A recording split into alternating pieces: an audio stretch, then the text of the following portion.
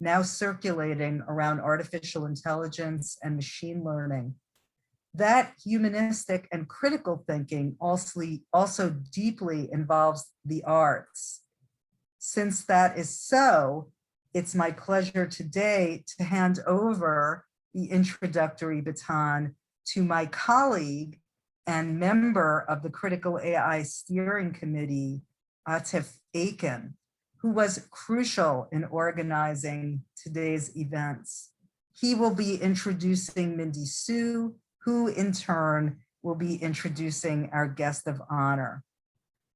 We expect lots of time for discussion today. So just a reminder that chat is disabled and you should use the question and answer feature for your questions, which we greatly welcome, though you won't see your question until after it is read aloud by Mindy Sue. But again, we're very much looking forward to your participation. So without further ado, it's my pleasure to introduce Atif Aiken, who is an artist and designer and associate professor of visual arts at Rutgers. His work examines science, nature, mobility, and politics through a series of activities made up of research, documentation, and design. He considers transdisciplinary issues through a techno-scientific lens in aesthetics and political context. He has all kinds of honors that I won't tell you about today because I'm keen for Atif to take over from me. Thank you so much, Atif, and thank you, everyone. Thank you, Lauren, for such a nice introduction. And greetings to you all from Istanbul. Good morning, good afternoon, good evening, wherever you are dialing from. I hope you're having a good day. So here's a quote from John Ruskin. Life without art is guilt, and industry without art is brutality. Replace industry with AI. Only in this quote, please. Artists and designers have unique ways of creating and embracing modes of thinking, processes of production, classification of knowledge, and also responsibility to sense the injustice in them. Take action against, demystify, and reverse if necessary. The mission of such a complex and visionary initiative like Critical AI would not be complete without artists and designers who are working within an epistemological framework. So once again, I'd like to thank to Lauren and the whole CCA family to make this happen at Rutgers.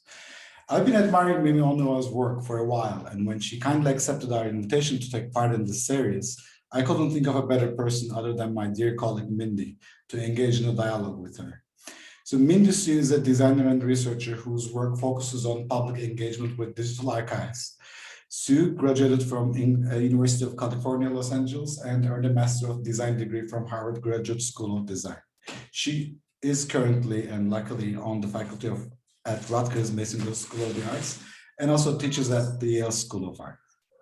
So without further ado, I'd like to turn the mic down to my dear colleague, Mindy. Thank you. Thanks so much, Atif. Wow. Okay, bio baton. Hello from upstate New York. I'm really excited to introduce our guest of honor tonight. Her work is very prolific, so I'll also drop a link to her portfolio in the chat. So here's an abbreviated bio. Mimi Onuoha is a Nigerian-American artist and researcher whose work highlights the social relationships and power dynamics behind data collection. Her multimedia practice uses print, code, installation, and video to call attention to the many ways in which those in the margins are differently abstracted, represented, and missed by socio-technical systems. She has been in residence at a number of organizations, including IBEAM and Data and Society. And she has exhibited and lectured at venues like Fiber Festival in the Netherlands and Le Centre Pompidou in France, among others. She also earned her MPS from NYU Tish's ITP, Interactive Telecommunications Program. And in 2018 to 19, she served as creative in residence at Olin College for Engineering. She is currently a visiting arts professor at NYU Tisch. And with that, I'll let you take it away. Thank you, Mimi. Thanks, Mindy. I wish I had somebody to introduce. Okay, so thank you also, Lauren. Thanks, Atif. Thank you, everybody. There's a whole crew of people who have done a lot to make this series happen. So it's really good to be here. Just to kind of let everybody know what the vibe is going to be like. I'm going to talk for maybe 15, 20 minutes, depending on how it goes. Then Mindy and I are going to chat for a little bit and be in conversation. And then we'll open it up to more of a Q&A. Hi, and thanks everybody saying hi from the chat. Hey. The other thing I'll say, Mindy already knows this, but I am gonna share my screen in a minute and I won't be able to see the chat. So if anybody's saying anything, I won't see it. I guess, I don't know if y'all have access to it, but anyway, Mindy, put a question if something is going on. Mindy can speak up and let me know. Cool, now let's share. Let's share this. And cool. All right, so I wanna start this by telling a story, and it is a story that is from the past, but it connects to a series of work that I did a couple years ago, which connects to things that I'm thinking about today that have to do with AI. So I'm gonna ask for a bit of your patience and grace. Just stay with me. As I said, I wanna tell a story, but I promise it will all come together by the time we get to the end. So this begins in 1906.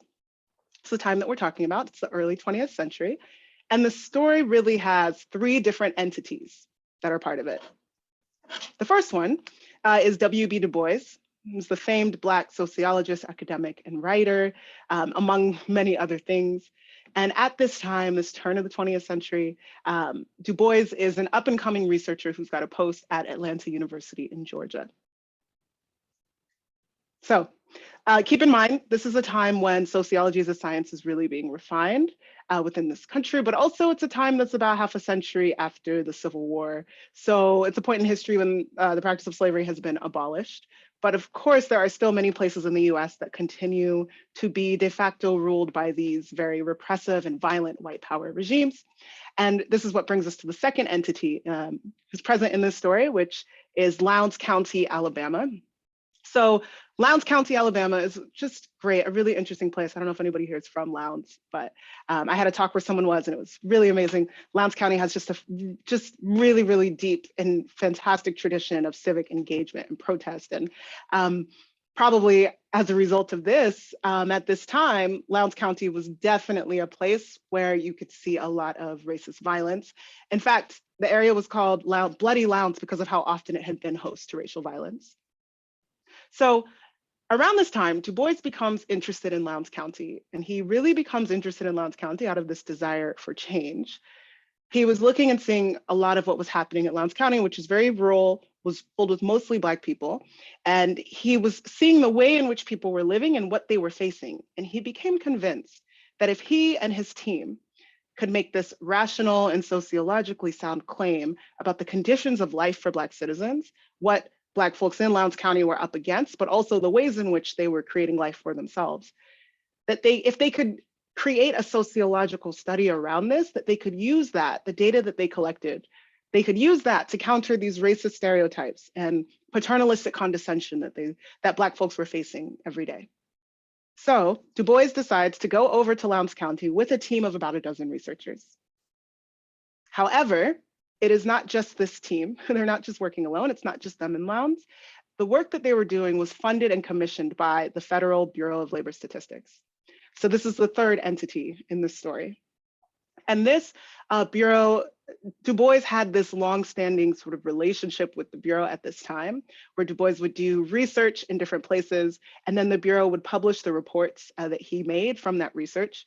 The Bureau would publish those for distribution upon their completion.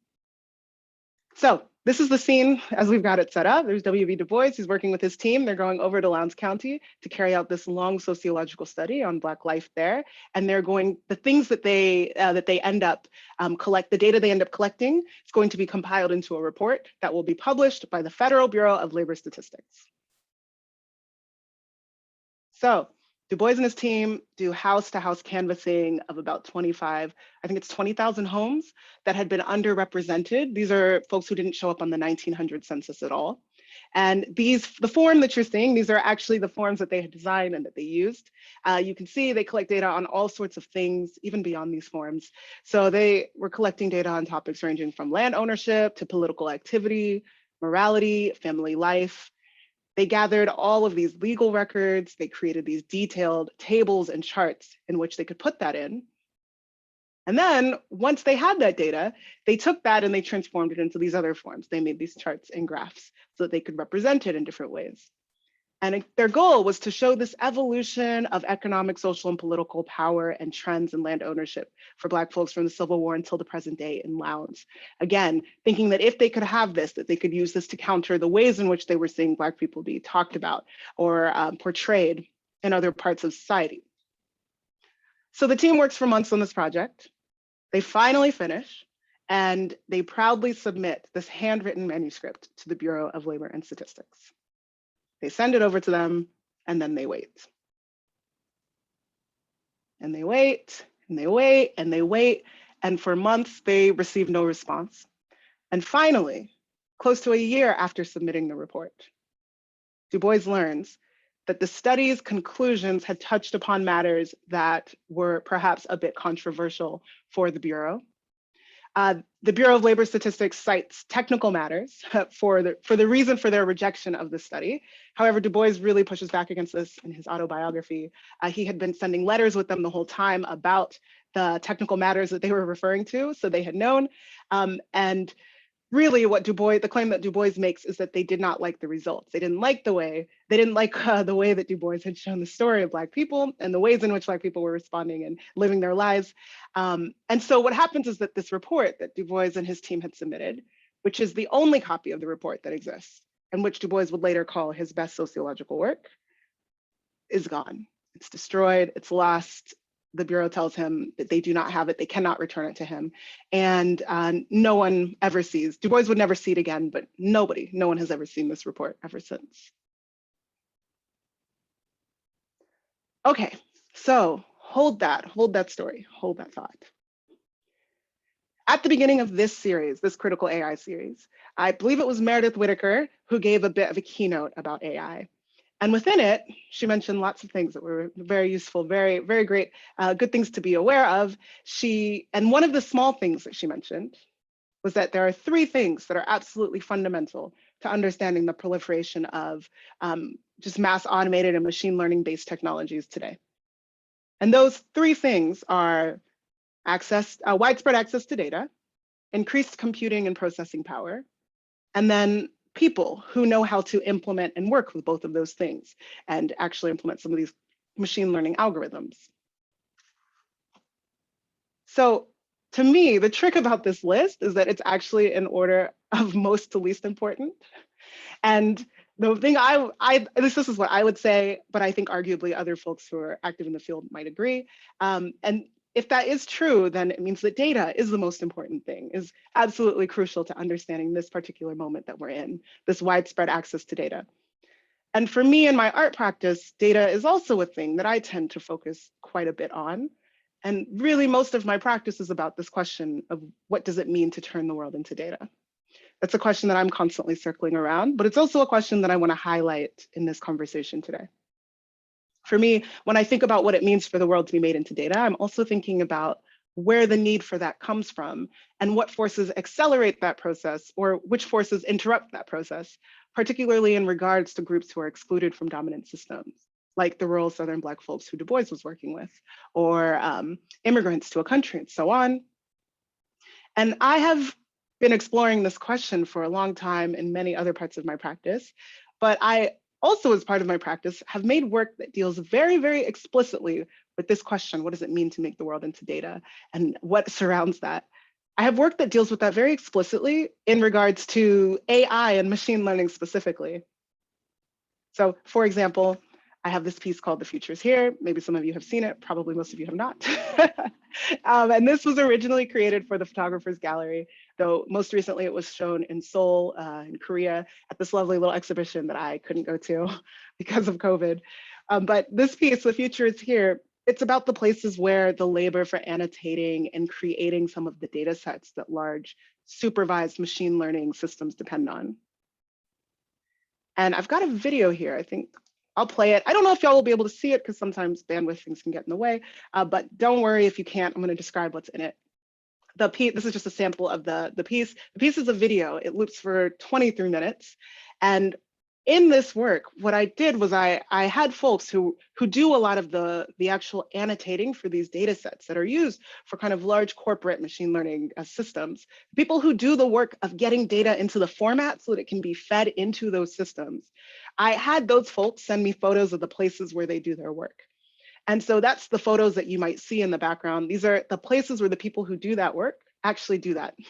And most of them are based in Venezuela. There are some who are in Egypt. Pretty much everyone there is working in the global south. And in that piece, I'm really thinking about what is the narrative of these technologies.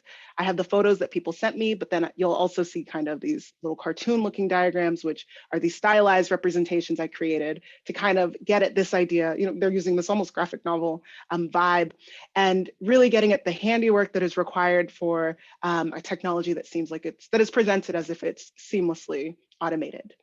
And there are, there's a lot more to be said about that, but really, I was trying to get behind this idea. The future is here. Where is the future thought to be? What places get to be the site of this supposedly techno-influenced future? And the reason why I tell you this is just to illustrate that that's one example, but really there's other work that I have done that is much more explicitly related to this topic of AI and machine learning as it connects to this process of making the world into data. And yet, whenever I'm asked to think about AI and machine learning, the story and the work that I do find myself returning to the most is this one. It's one that I started this talk with, the story of W.B. Du Bois, Lowndes County, and the Bureau of Labor Statistics. So there's something in this story that I keep thinking is extremely relevant and worth digging deeper into. And this was a sense that I have now, but I think it's also a sense that I had when I first learned about this story. The first time that I heard about it, there was just something that really struck me. And I couldn't quite put my finger on what that was. And so I'm an artist. I decided that the best way to make sense of what it was, to try to unpack, to try to make sense of what it is that's really hooking me about this, is through an exhibition. So in 2019, created this exhibition called In Absentia. And In Absentia takes this story that I told you about Du Bois, this manuscript, the data collection process, all of this, it being the end result being removed. And it takes that as its kind of point of focus, and it departs from there. And in absentia means not being present at the event that is referred to. And so that was sort of the theme of this exhibition, is the absences that characterize that incident. And what I was doing was thinking through all of the different levels of absence that, as I said, characterize that event. And that became the manner in which I was able to make sense of some of my own kind of conflicted feelings towards it. So I began this process by thinking about really the most obvious example of absence. I think the one that really characterizes the entire event, the entire incident, which is that missing report. This report that Du Bois's team created that ultimately no longer exists. So in my exhibition, I created my own report, and I sort of intended for it to stand in for Du Bois's destroyed one. I called it The Great Impossibility. And in it, I talked about the fact that wherever there's hardship, there are those who are speaking up about hardship and how they are always using the tools of their time to speak up about that. Data is one of those tools. The promise of data is this promise of sharing truth about people and the world. And so those people fight for that promise. But how many of those people end up thwarted? So what I was trying to point to here is how folks, like I said, folks use the tools of their day to speak about the reality of their conditions. And putting those experiences into the form of data is one of those tools, and has been for a while. It continues to be. And part of that is because of the soundness that it supposedly offers. This translation into this form of data collection supposedly offers some kind of soundness that can trump other accounts.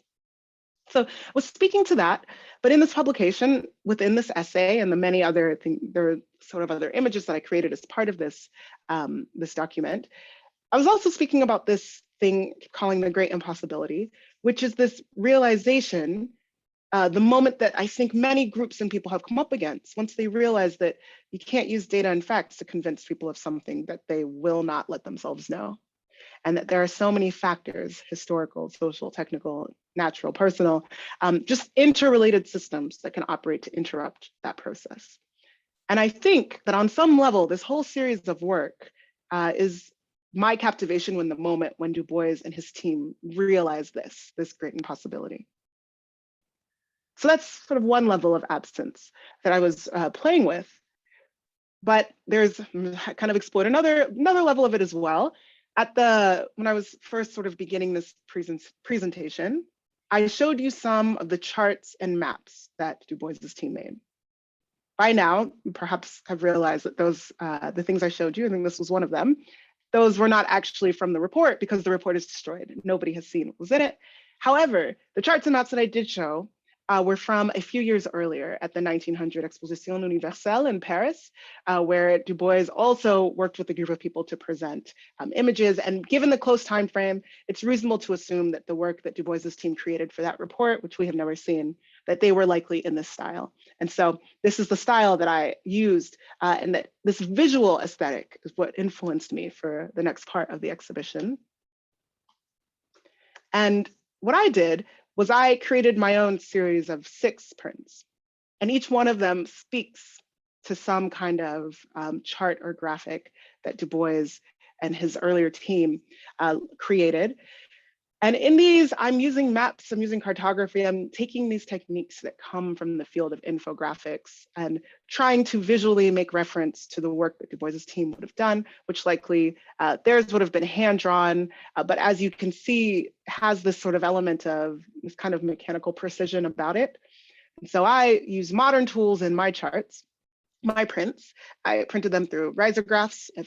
If you haven't used a risograph printer, the process involves it's a bit of a manual process, even though you're working with the machine. And I wanted to sort of mirror that interesting, it's a kind of combination that I'm always very interested in, this mix of manual and the handcrafted. But even though I'm using this kind of visual format, I would say that I am not doing the same thing that Du Bois and his team would have been doing. You can see that in the charts that I make, there is some data being represented. And don't worry if you can't see, I'm going to zoom in even more soon. But there's some data being represented, but it's always in a kind of askance, kind of odd way. So I have one chart that it's a bar chart, but it's a bar chart of a quote rather than of an underlying data set. Or I have these series of maps that talk about kind of these places where violence has occurred in the US, which end up, when you look at the 2 series, spanning just the entire nation. And what I'm trying to get at with these prints that I've made, which are using this language and this aesthetic language and format of an infographic, is that I am making these charts that I've made, they're not really about the data.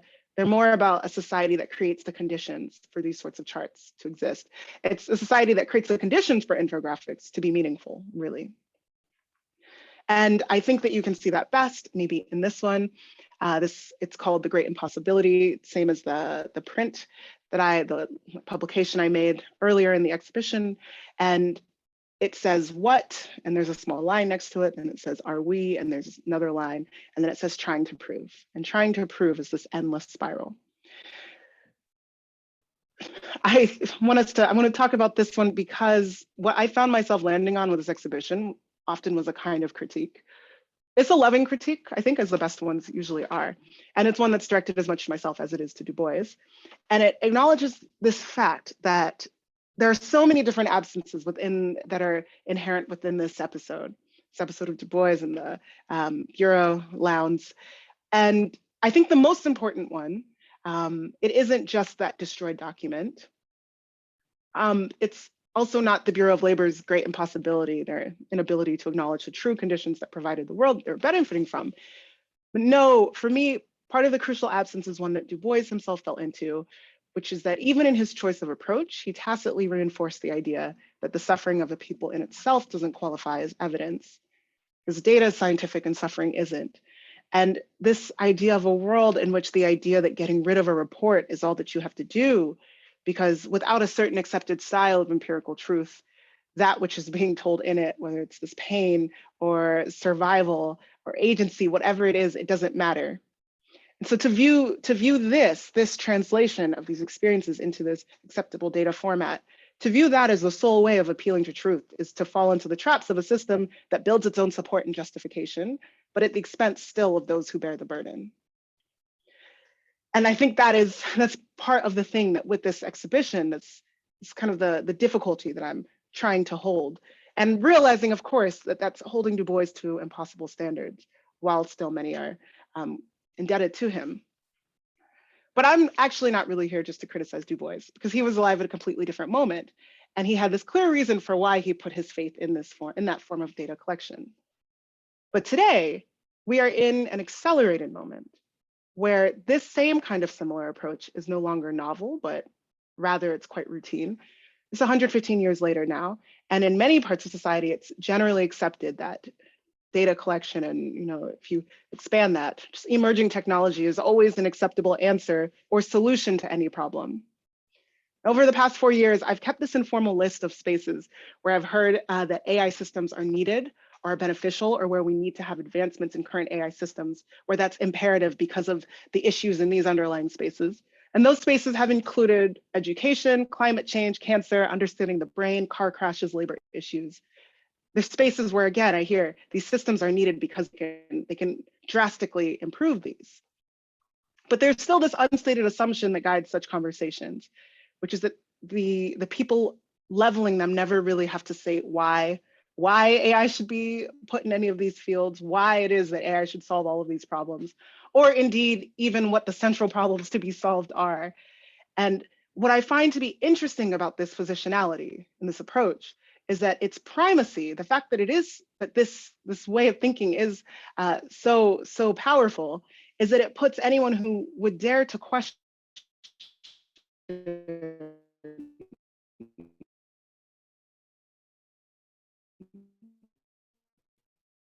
or might want to question this, want this to be a question rather than assumption. This, like we always should, any problem can be solved by AI, or at least can be tried to.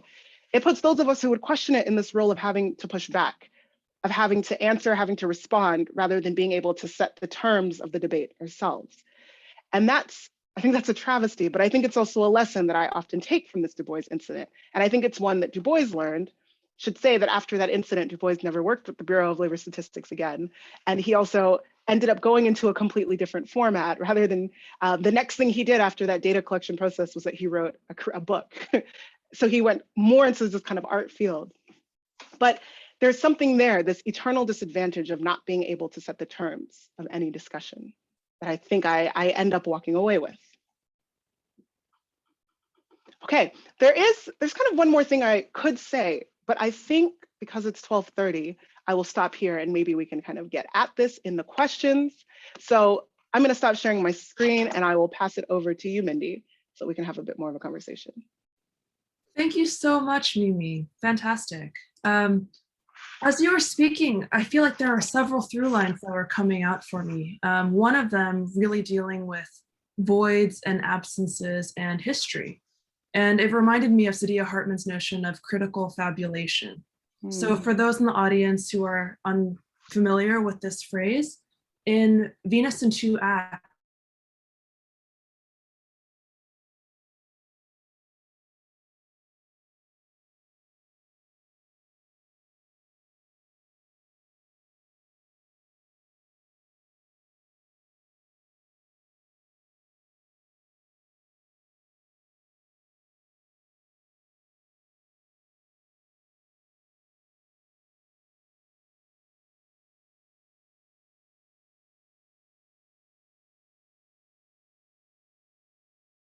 inherited, which I have also taken, I think, for me and a lot of my work, I sort of begin from that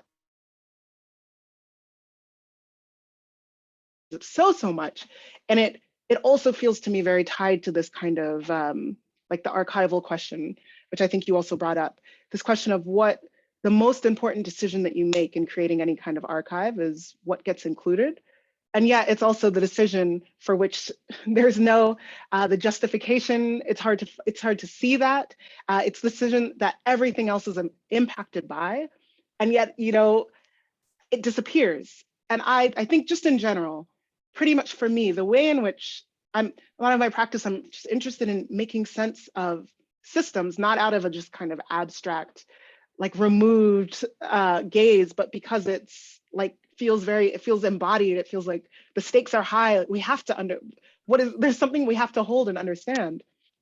And to me, for me, and in my practice, that starting from this point of absence of what is that thing? What is the thing that did not emerge? What is the thing that, because of the nature of the system of collection, could not be wrapped up in it? That to me is always just this really explosive and generative and really powerful moment. Yeah, absolutely. I think that people often assume archives are neutral spaces of historical study, when in fact, those who create the archives obviously have their own biases of curation and what's deemed valuable. And as you're saying, maybe they often overlook how these objects or historical items are situated as stories for all these other events and contexts. There's a disability lawyer and activist named Harriet McBride Johnson, who's quoted, stories are not objects, they are activities. And as you mentioned, data can't convince someone of believing something they're unwilling to believe, these qualitative or situated experiences. So how do you use data or storytelling as an activity that requires feedback or some sort of activation or response from the viewers? Yes, great. Okay. I feel like I kind of have two different answers to this. And one of them one has to do with the artifact that a viewer sees, and then the other has to do with the process that goes into creating that. And I think that's something that for me characterizes a lot of the work that I find really just deeply interesting, is that actually the hugest part of the project is everything it takes to bring it into formation is usually this active data collection. And you can, that sometimes that is, though that act can take a lot of different forms. But always for me, I feel like every single work I do, there's this period where it's like, oh, actually, I have to sit and create this thing, like this kind of archive or data set that didn't exist. And often that requires talking to these people or going to this archive or doing this deep dive, some dive into a moment or incident, some history, some whatever it is. And it requires grabbing a lot and putting it together. And I think a lot of my practice also, I've always been much more interested in the act of data collection than in data visualization or data, whatever you call it, the moment where you show the thing. Because that's the act where all of these other decisions are made. Like we said, all of those moments, you get to see them, and there's something very like pliable about them. That when something is visualized or it's shown, it becomes fixed and concrete. And so for me, I will say one part of that, to answer your question, one part of this just lies in that act of doing the process, where it's like, oh, there's always this large process involved. There's always this collection process. But then there's this huge tension, which is a tension that the art world really enforces, but is not just unique to it, which is the tension, like the need for an artifact, the need for a thing that people can look at or people can buy, whatever it is, the need for this thing, which is meant to sum up so much. And it's like a tension that I feel like I'm always back and forth with, where it's like, how do you take all of this? This is like the story, but this is the thing people will see. And now this is the thing that will stand and take that space. But then, as of lately, like the last few years, I have begun seeing that as actually a kind of opportunity too, which is this, how do you take this artifact, this moment that shows up to people, and allow it to also hold that which it just cannot contain. So it becomes an extension of the same question. I hope this isn't too like abstracted up in the air, but it is how I think about it. Yeah, I think it's a nice pairing for like a lot of the concrete projects that you've created, right? Because as an artist, you're constantly having to make the object that stands in as a proxy for this whole body of research and storytelling and something that's more ephemeral. I am curious though, what is your ethical framework for data collection? Like, does that boil down to the question itself, like why data is even needed to represent this? Yeah, I feel like there's multiple levels. There are multiple levels, I think, to this question. One of them is that in general, when it comes, there are some, I think, just rules across the board where it's like, okay, if we're going to talk about data collection, there's always this like question of responsible data collection in general. There's just some things that you can always follow where it's like, okay, who are you, like, how long is this living? How are you collecting it? Who are the people who are involved in it? Do they get a say? What does it mean if I'm showing this thing as an artwork and there are people who are involved in the creation? Do they know about it being an artwork? If they were like, oh, I don't like that, could it be canceled? who gets the money? Like there's all of these very like routine questions, which I think are super important and which I like and which are actually sometimes more straightforward than some of the other questions because it's just a simple, okay, no, you don't do this. Great. All right. I have lots of examples of projects that I've been working on with folks and in collaboration with folks where it's like, oh, okay, this actually can't be done because it's not worth the potential harm that might come up. So it's scrapped. We're just not going to, that's gone. Like the work that we did lives on and use it for whatever you want. But, you know, this other thing is gone. Yeah. Other times, like for the Future is Here, that project, I really made the whole time I was working on it, I was always like, this is about these places. I will not tell a story about the people who are doing this work. I'm not one of those people. That's not my experience. I'm not trying to do that. But the places, to tell a structural story, we can talk about these places and how all of us who are in different places also become implicated. So I think there's a lot there. However, there is also this other part that I think about quite a bit, which really, you know, I care about ethics, of course, to some degree. I care more about justice. I care the most about power. And that is the thing that I really am always, really, for me, doing a kind of power analysis of what it means to be doing these projects or talking about the work that others have done. It always comes down to really being able to understand the different types of power that different players in the space have. And I consider myself one of those players too, and also acknowledge what it means to be an artist doing some of this work too. So that was, Mindy, that was so many answers. I hope. No, I love how layered all of this is. I think it just points to the complexity of what you're thinking about and applying. I think that's really valuable. Just keeping an eye on time. I had a couple more questions, but let me ask one and then we'll see where we're at. I think people are very familiar with this phrase, data rich, information poor. In your talk, you also nod to this idea of like techno-solutionism. So all data is good data and is used to prove this, whatever their question is. But as we know, more data isn't necessarily the answer, especially when it's being used to kind of, most typically to benefit like or reinforce these oppressive systems. So as you've said, a lot of the people who say that more data is better don't have to address the question of why it's needed. So I guess, how do you imagine a way for the communities it's affecting to opt out, to not actually be data mined, but to intentionally be like a data void or omission for these spaces? Yeah, absolutely. That is the question. I think, you know, as you said, more data isn't always the answer. Less data isn't always the answer. This is very contextual. And so much of this depends on the group, on from what vantage point you're speaking from. And I think that's why I'm always saying this all the time, but whenever people say, oh, we need to do this, I'm often like, wait, who is the we? Can we be clear? Who's included in this conception of the us? Because knowing that is crucial to being able to answer so many of these other questions. Okay, I'll also say, I think that for me, I have a lot of different positions I kind of occupy. And one is more just as an artist researcher, but more emphasis on the artist. And a lot of this stuff I've been talking about today is coming from more of this art practice perspective. And a lot of what I'm interested in doing within it is making sense of, like I said, these things for which to me the stakes feel very high and they feel very embodied. And there's something I just can't let go of, and making sense of it in a way that hopefully speaks to other people and is in conversation with others. But in other parts, in another part of my life, I live as more of an educator. And I think that's a different space that offers its own sort of affordances and its own ways of thinking about topics and interacting with them.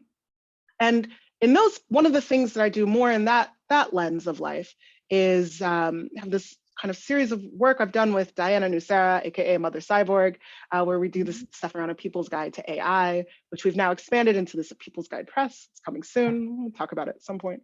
And in that, when we're doing that work, part of the thing that we are trying to do is what I was alluding to at the very end of this talk, which is actually take a step back and say, well, what would it look like to not just have to respond, but to have these technologies be demystified, but also not just the technologies, but the social structures in which they are embedded, to have those things be demystified to the point where you can begin to say, okay, how do we want this?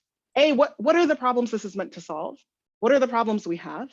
What are the things, what are the solutions we already have? What are the resources we have? How does this fit? And to do that, as I said, it does require this knowledge of who is your we at any time. It also involves understanding the technology. It also involves understanding kind of landscape. And I think, it's really, it's very difficult work.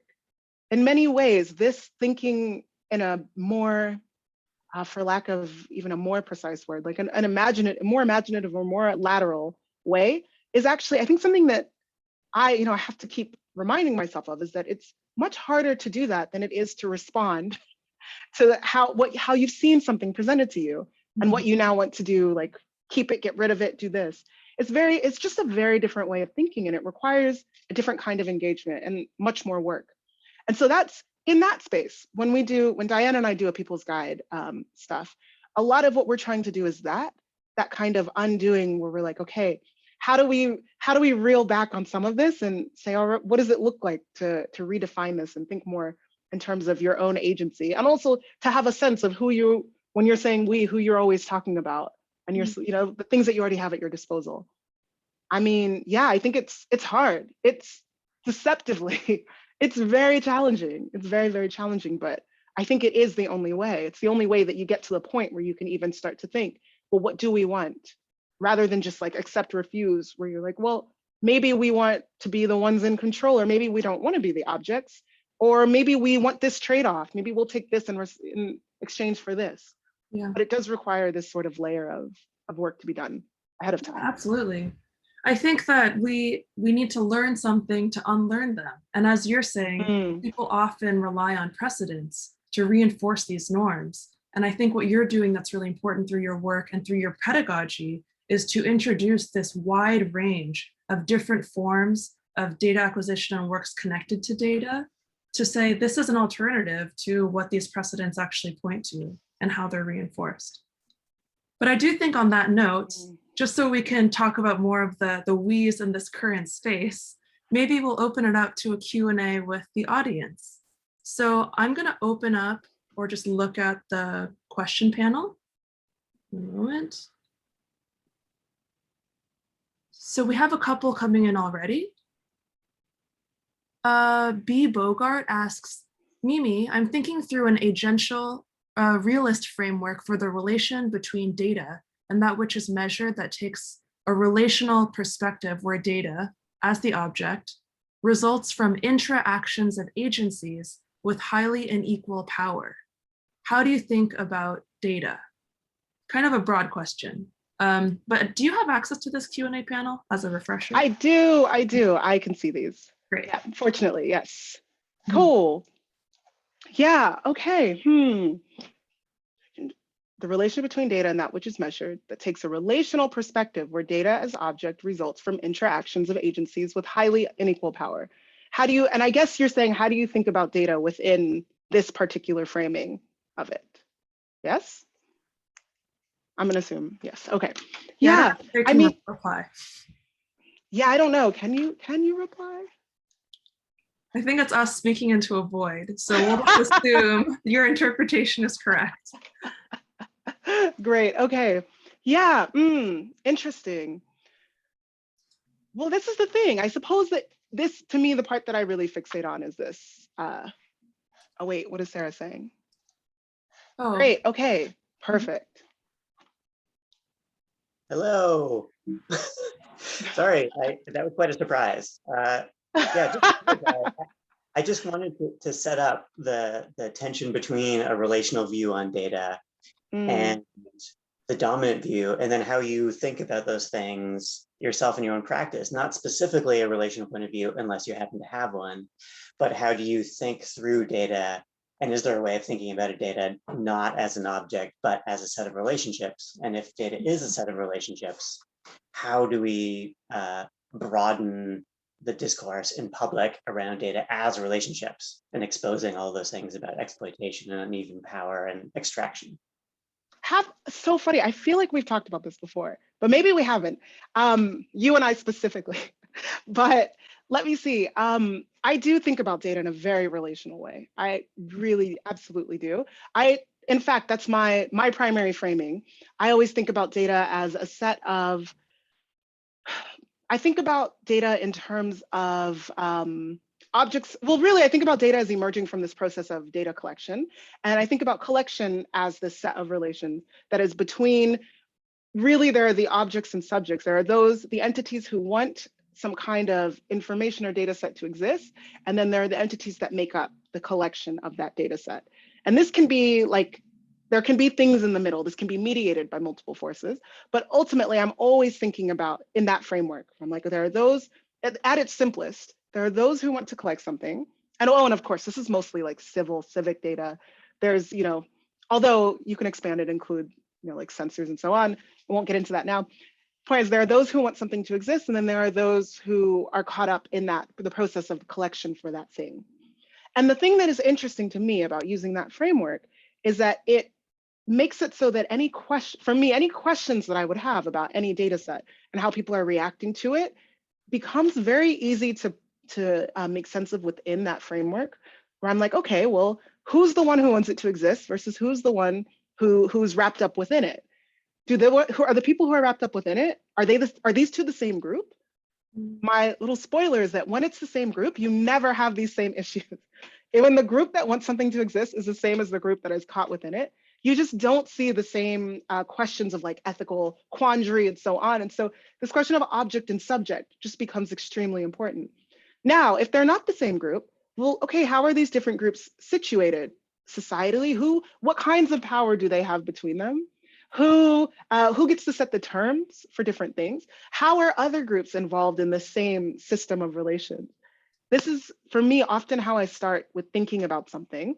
And as I say this, I should say I often position myself also within this set of relations, not like as an observer just watching it happen, but also who am I? What are my stakes within this too?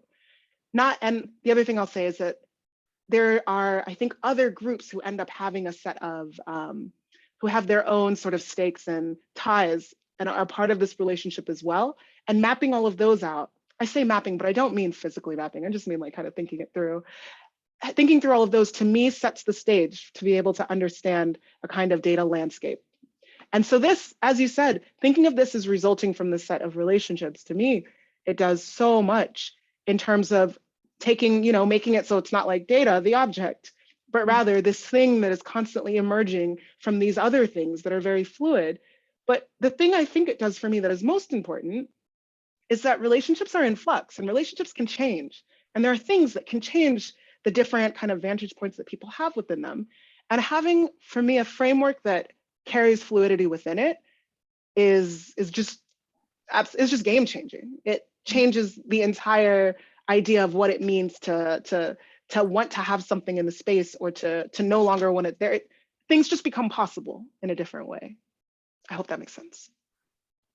I love this distinction between subject and object and actually using the community itself as a source for this, as a source and questioner for these data collection modes. We have a lot of questions in the chat, so I'm going to go to the next one. Omar asks, data has been often incorporated and produced as systems of surveillance of populations. So in your great presentation, you focus mostly on making people invisible. How do you think the tensions between surveillance and invisibility are being negotiated here as part of these racial regimes of power? Great, y'all. Thank you for all these questions, by the way. This is so great. I just love it. Cool. All right, so I would say I don't necessarily focus on making people invisible all the time. And then Omar, you said also, how do you think the tensions between surveillance and invisibility are being negotiated here? I think the way, again, I just make art.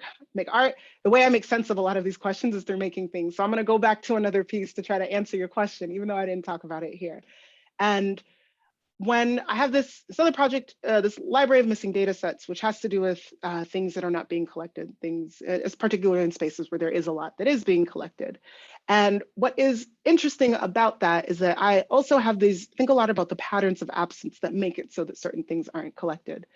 And there's one kind of reason that I always have for why some things aren't collected, which is that it is in the benefit of a particular group to not have it be collected. But in fact, The truth is, I think that with anything that isn't collected, often things that aren't collected, they sort of result from this kind of routine, like not an intentional removal, but just a kind of way that these great systems stack on top of each other, so that now like there are some cracks based on how they fit together. Like you've glued some things together and there's still some cracks where water gets through. So that's to say that I think whenever there's something that isn't collected, actually some group is benefiting from not having it. But the thing that is worth pointing out is when the group that benefits from not having it is the group that doesn't have like situational power. That is like this really crucial moment. When you see a group that's like, oh, actually, when you see a moment where a group really, by not having it, it actually strengthens the group who, yeah, again, has the least power. And one of the examples I always use with this is municipal ID cards. You can see the difference between cities that collect data for municipal ID cards and they save that data versus cities that collect data. Oh, I should say also municipal ID cards often are used, provide a form of identification for folks who are citizens, but and everything in between, but also folks who are undocumented. And so in many cities, it's having a municipal ID card is something that especially helps undocumented people who have fewer protections. And so when you have cities who are like, oh, we're going to collect this data to give people municipal ID cards, but we're not going to save it because that way it can never be called back and used to then trace and figure out who's undocumented. It's an interesting moment. I hope that, yeah, I think I've explained it right. It's an interesting moment because it's a moment where you're like, wow, somebody had to do extra work to make sure that it's not there. And that, like, the point is, if you don't do any extra work, you will just kind of follow the flow, however power typically tends to flow. But the moments where people refuse that become really interesting to me. However, that isn't to say I'm not really, in my work, I don't try to make anybody invisible. I don't really try to. I work with groups I'll work with any group who wants to really. But mostly I'm like interested in pointing out these little moments, if anything. Thank you so much. A question from Sabello. I love seeing Berkman folk in the room. So I saw Sabello and Newman earlier. So Sabello asks, how to deal with the impasse caused by the Great Impossibility, where those in power refuse any reason to give up power. Equally, so could relational philosophies play a role to capture the relationality of data? And could a relational framework be used to sort of address the Great Impossibility? Cool. Thank you, Sabello. My short answer would be, to your first question of how to deal, I don't know. And then you said, could relational philosophies be used? Absolutely. How so? I don't know. But I think that, I think the answer, I was saying this, I like to wear a lot of different hats. I like to move through a lot of different spaces. This question of how to deal with this impasse, I think really is a question that honestly is more about organizing and more about forms of activism almost. And to me, it feels like a question that moves us into a different space, which is a good space to be in. It's a good question to answer, but it is also, it's a difficult one, how you deal with that impasse. I don't know, when I look at predecessors, look at other folks who I think have done such great work, I see some of them actually moving, rather than answering that question of how do we deal with this impasse, they're sort of like, okay, how do we hold this impasse and still do the work we need to do, or still get the things we need to have? And so it kind of shifts that question into a different way. But I think, yeah, to your question about the relational philosophies playing a role in capturing this relationality of data, could it be used? I think it could. I think anything could, but I don't know how. You should tell me. Let me know, Sabello. Yeah, keep us updated, Sabello. Yeah. All right, David. David Squires asks, thanks for a great talk. I am fascinated by your rendition of Du Bois' spiral bar chart. As you've been saying, data doesn't prove suffering or even convince the willfully ignorant that such suffering exists. Yet the data has enabled a conversation about inequalities in material wealth in the United States. It shows us poverty isn't personal, it's structural. It reminds us that a talented tenth, to borrow Du Bois' phrase, hasn't been able to change that social structure. Yet again, empiricism hasn't always translated to a social action. This is the endless spiral of your print. Is there a way out of it? And does an art practice or aesthetic experience of data offer a different way of knowing social relations? Thank you, David. Thank you. What a good thing. Just really, that is the spiral. I agree with you. And also, Mindy, you should feel free to jump in if you have any thoughts on this, I think I feel like it's holding this is the trick, really, holding exactly what you've written here, where it's like, we need this, and also it's not enough, and also we need it, and it still won't be enough, but we do need to have it. And neither of those invalidates any of the others, but rather it just tells us about the multiplicity and like sort of varied fronts on which so much work has to be done. I think so I don't know about the way out of it so much as the holding of it. To me feels like the hard part is having all of that and still not becoming hopeless in this pursuit and in the work, and rather to hold all of that and say, yeah, and yet we're going to keep on working. That's one thing. The other thing is the other thing I'm thinking, which you should take or leave, of course, is that for me, the thing that keeps helping me get out of this is thinking about, I said it already, but just this idea of fluidity, the idea of being able to pick up and set down different approaches, depending on what's happening in the moment, depending on the context, depending on where you are and who you're with. And I think that emphasizing this, rather than saying this approach never works, this approach never worked, that we could just say these all have different moments in which there is a time for them. And the trick is learning which to use, learning how to become generalist in that sense, or knowing when to fall back and like see that someone, kind of like a music jam, fall back and listen versus stand up and like you do your solo versus support. I think what it takes to build that kind of skill set feels to me so deeply important and so hard and undervalued. And yet it feels to me like there's an answer somewhere there. These are my guesses, David. Thanks, Mimi and David. I want to quickly move away from the Q&A and give the floor to Lauren. She's having some trouble with the Q&A panel. Did you want to ask your question aloud? Yeah, sure. I'll take that opportunity. What a fantastic conversation, and what a great presentation, Mimi, and moderation from Mindy. I'm just thrilled. So I want to piggyback on some of this thinking about relationality, even though Mimi herself was not embracing it until it was proposed by questioners. And I realized that a relational approach leaves open many kinds of understandings of what the relation is. It could be the relation between something that is huge and unstoppable and something that is powerless. And, so it's not, I'm not suggesting that there's anything automatically uncritical about a relational perspective.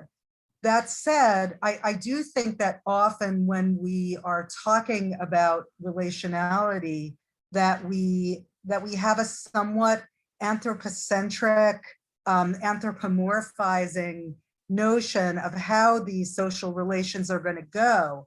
And when we talk about changing something from object status to relational status, I think we're doing that in particular.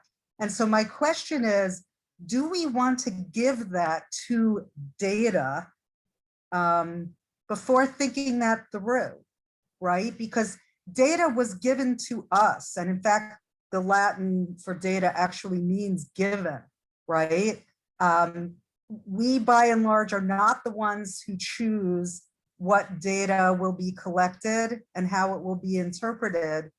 We didn't choose data-centric technologies. They're certainly not the only kind of artificial intelligence technologies that are out there, though they are the most successful at passing certain kinds of benchmarks that we also didn't choose. And we didn't choose to call these things intelligence, right? Where we can be astounded and thrilled and delighted about how much you learn through, data mining and pattern finding at tremendous scale. But we didn't choose to call that intelligence. So my question is, I could not be more happy that you're doing this People's Guide, but I wonder if you think that there's a place in it for beginning by defamiliarizing some of these terms and, making clear, as I know you know, that while there's a long history that includes times when more data was absolutely necessary, and it still is necessary to do good work, I wonder now just how much we need to sort of rethink our own relation to data and how we talk about it. And you know I'm going to ask this because I said I always do, but who do you mean when you say we in this situation? Yeah, so people who are not major stockholders in big tech companies and those who benefit from them. Yeah. Those are, those are the people who are having the most ease in having a seat at the table of what's the data to use, how is it being collected? Listen to, Mark Zuckerberg being interviewed by Congress, right? Like, he's in a position to elude certain kind of, you need a primer as soon after he speaks to figure out what he just said and why, because he has access to the way the system works, the kinds of data it's collecting, what importance he's attributing to it, and we don't, including the we who's on Facebook. And so I think, tell me, Lauren, just jump in, correct me where I'm wrong, but I think if I'm understanding it correctly, you're kind of asking, many of us who weren't involved in the creation of these things, but are swept up into them anyway, you're asking, do we even have to accept, why should we even trouble accepting these the conceptions of these that we have been given, that we've sort of just held on to and now moved forward with? Is that right? Yes, and I think that you are implicitly already doing that, right? Because you're implicitly already telling us that data is, in a sense, a kind of an agency that confers power asymmetrically, depending on how it's being used, who's collecting it, what its purpose is, and who's being represented by it, and so forth. So I'm not suggesting that we simply, I'm not taking a sort of a Luddite course, let's get off of Zoom right now. It could be collecting our data, and it has something to do with machine learning. But I am suggesting that terms such as data and AI impose a kind of hard meaning that is not neutral and never has been, and that there's still opportunity for us to define it. And who us is I hope a very large number of communities, as collectively and democratically as possible. Yeah, I agree with you. I completely do. I think you're right. And I think that it's kind of, it's like I'm like a broken record. I just keep saying the same things, but I think it's all of these things. Yes. I think that there's an approach that is like, actually, look, let's learn these names. Let's learn what we've been given so that we can now co-opt, so that we can subvert, turn it into something new, so that we can, or see the gaps, work from there. And then there's another way of thinking. And I think this goes back to the question, I can't remember who asked it earlier, but this question, there's another way that you respond where you're like, well, actually, do you have that? I don't want to contest this. I'm going to go in this direction. You keep your AI, keep your data. I'm kind of more interested in this different other indigenous forms of intelligence that are operating from a different way of thinking about this. And I think, yes, my answer is a wholehearted yes to all of it. Yes, all the time, but depending on the moment, depending on the context, depending on the group, and depending on what's useful. I really do. And I do have some friends who are far more on one side or the other. Have some friends who are very much like, no, I have some friends who are like, this is what it is. And now we respond to this and let's make it into what we need it to be. And other friends who are like, reject that. I'm trying not to cry, like, reject that, leave it behind. I am here for it, depending on, and this is mine is the case of, again, fluidity, that sometimes with a hard stop at certain, I suppose, real, like certain points at which there is deep harm being implemented, up at like, that's like a hard stop for me. But in terms of this, like, how do we, all of us who are interested in undoing some of the primacy that we see here, how we do that, I think it's just very multiplicitous, I think. But again, I don't know. Y'all, this is why everybody can, you come at this, take what you have and then make sense of it depending on who you're working with and what you're trying to do. Awesome. Thank you very much, Mimi. Fantastic back and forth. So our last question is by Oscar. They provide some context. I'm an art education scholar who teaches digital art courses. And their question is, Mimi, I've been thinking about your note regarding power and ethics since you tweeted about it recently. I feel like as an educator, I'm navigating this ethical paradox of teaching these digital tools that can do harm, like surveillance, manipulation, etc., in the hopes that my students will use those tools to address those injustices. But it's a struggle. So what are your strategies for teaching these digital tools through a lens of power rather than ethics? Hey, Oscar. Yeah, another good question. I think, to me, this is what Diana and I try to do. I'm not going to pretend like I have all the answers. I never do.